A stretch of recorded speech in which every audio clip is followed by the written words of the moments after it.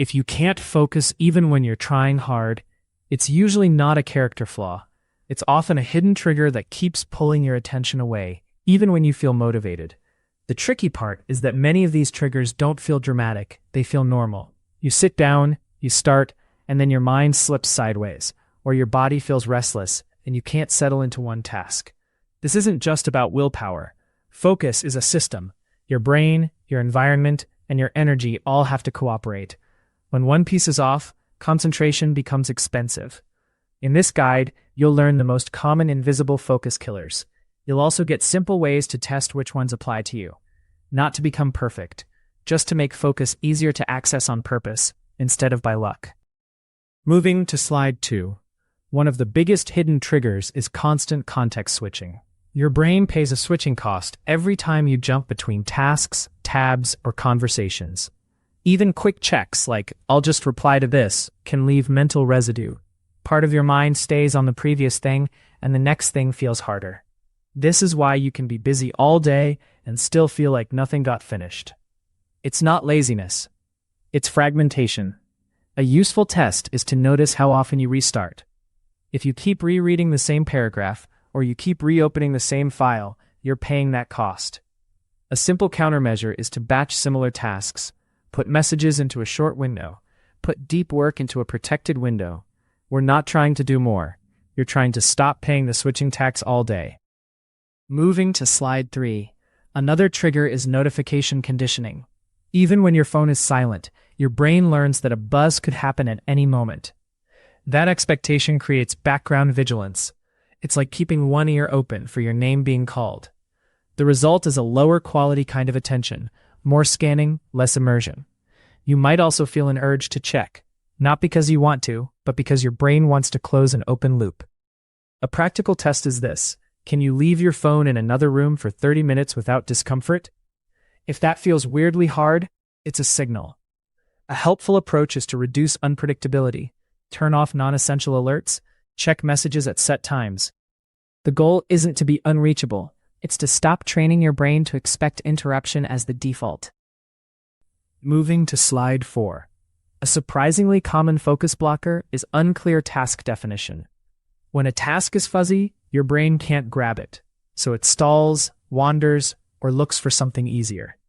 People often call this procrastination, but it's frequently a clarity problem. Work on the report is vague. Your mind immediately asks, where do I start, what's good enough, and what if I do it wrong? That uncertainty creates friction. A quick fix is to shrink the task into a visible next action. Not the whole project, just the next 5 to 10 minutes. For example, write 3 bullet points for the intro, or open the document and rename the sections. When the next action is obvious, focus becomes more automatic. You're not forcing yourself. You're giving your brain a handle to hold. Moving to slide 5. Perfectionism is another hidden trigger because it turns focus into self-monitoring. Instead of staying with the work, part of you keeps evaluating the work. Is this good enough? Will people judge it? Am I behind? That inner commentary steals working memory, which is the mental space you need for problem solving. The result can look like distraction, but it's actually pressure. A useful reframe is to separate creating from judging.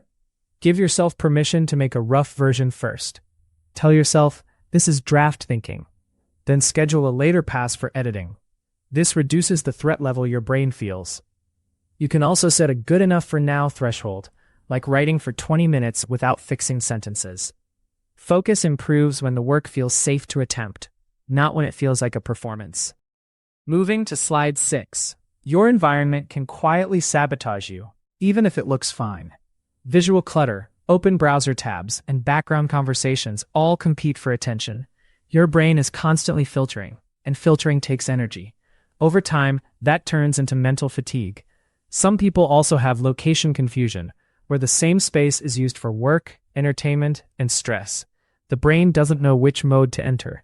A simple test is to notice how you feel when you sit down. Do you feel pulled in 5 directions before you even start? If yes, reduce competing cues. Close extra tabs. Clear the immediate area, not the whole room. Use one consistent work setup, even if it's small. The goal is not aesthetic minimalism. It's lowering the number of decisions your attention has to fight through. Moving to slide 7. Sleep and circadian timing are huge, and they're often underestimated.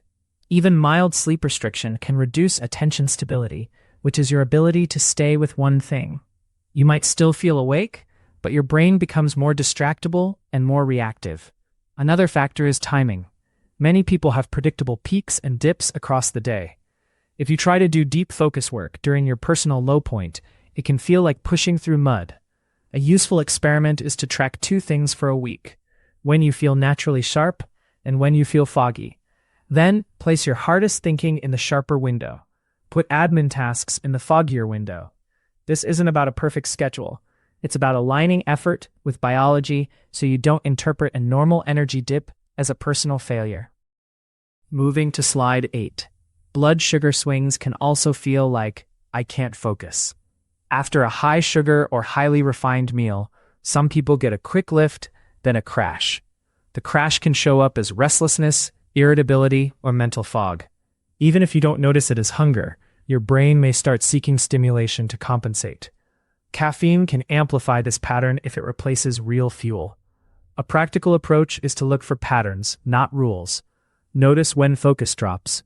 Is it mid-morning, mid-afternoon, or right after certain foods? Many people do better with a meal that includes protein, fiber, and healthy fats, because it tends to steady energy. Hydration matters too, because mild dehydration can reduce cognitive performance. You're not chasing a perfect diet. You're trying to avoid predictable energy cliffs. Moving to slide 9.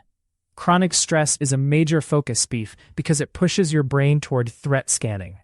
When your nervous system is activated, it prioritizes safety and problem detection.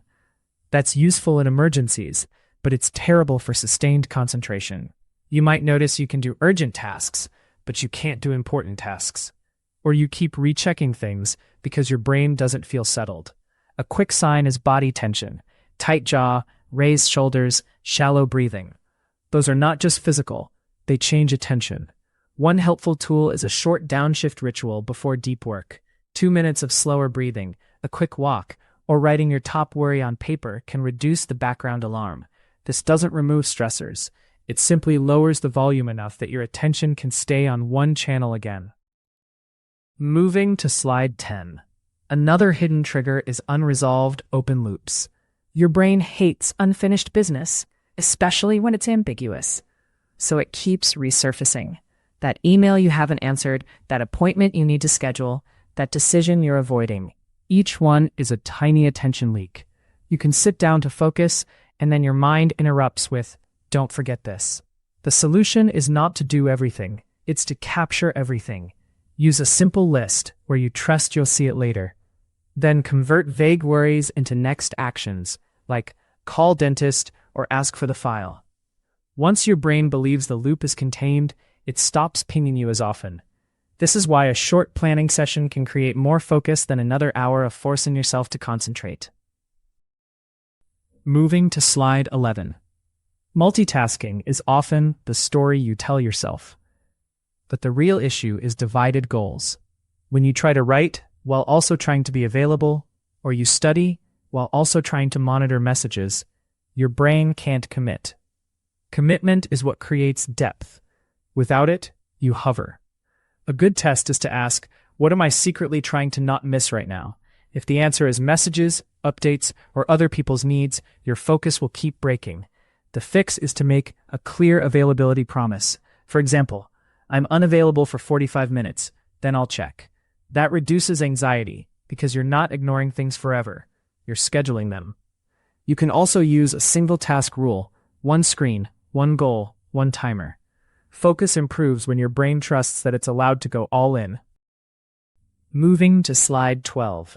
Sometimes the hidden trigger is emotional avoidance. Certain tasks carry feelings: boredom, uncertainty, fear of feedback, or even fear of success. When that emotion shows up, your brain looks for relief. Relief often comes as distraction. That's not weakness. It's a learned regulation strategy. The key is to name the emotion without turning it into a drama. Try this. This task feels unclear, or this feels exposed, or this feels tedious. Then pair it with a tiny start. 2 minutes is enough. Once you begin, the emotion often drops because the brain gets new information. You're surviving it. If the feeling stays strong, you can add structure, like working in short sprints with breaks. The goal isn't to love the task. It's to stop emotions from quietly steering your attention away. Moving to slide 13. Here's how to put this together into a simple focus reset. First, pick one task and define the next action in one sentence. Second, remove the top 2 interruption sources, usually notifications and extra tabs. Third, set a short commitment window, like 25 or 45 minutes, and decide when you'll check messages next. Fourth, do a quick body downshift if you're tense. Then start, and stay with the next action only. After the block, review what broke your focus. Not with judgment, with curiosity. Was it energy, stress, open loops, or unclear steps? This turns focus into a skill you can debug. If you want to keep improving, choose one trigger to work on for a week. One change beats 10 intentions.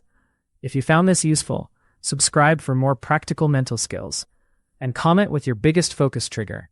A. Notifications. Or B. Stress. This information is not a substitute for medical advice.